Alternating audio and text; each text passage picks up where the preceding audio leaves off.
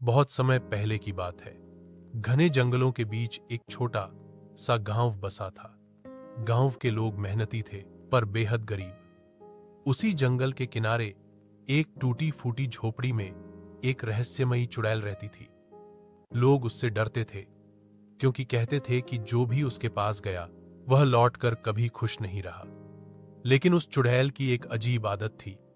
वह सोना, चांदी या मिठाइयां नहीं बल्कि केवल नमक रोटी ही खाती थी।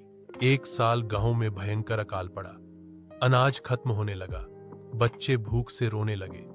गांव में एक विधवा महिला थी जिसका नाम गौरा था।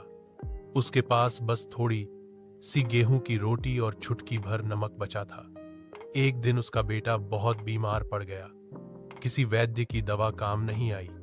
तब किसी बूढ़े ने कहा, जंगल की चुड़ैल के पास जाओ, शायद वही बचा सके।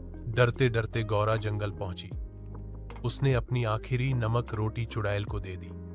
चुड़ैल ने ध्यान से रोटी देखी, उसे सूंघा और धीरे धीरे खा लिया। उसकी आंखों में अजीब सी चमक आ गई। उसने कहा, तूने अपना आखिरी भोजन मुझे दे दिया, इसलिए मैं तुझ पर कोई जादू नहीं बल्कि आशीर्वाद दूंगी। चुड़ैल गौरा के बेटे के पास गई।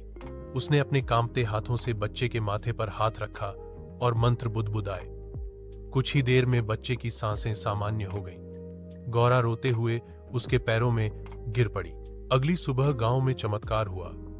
खेतों में हरी फसल उगाई, सूखे कुएं पानी से भर गए। लोग समझ गए कि चुड़ैल बुरी नहीं थी, वह केवल लालच से नफरत करती थी और सच्चे दिल से दी गई नमक रोटी को सबसे बड़ा उपहार मानती थी।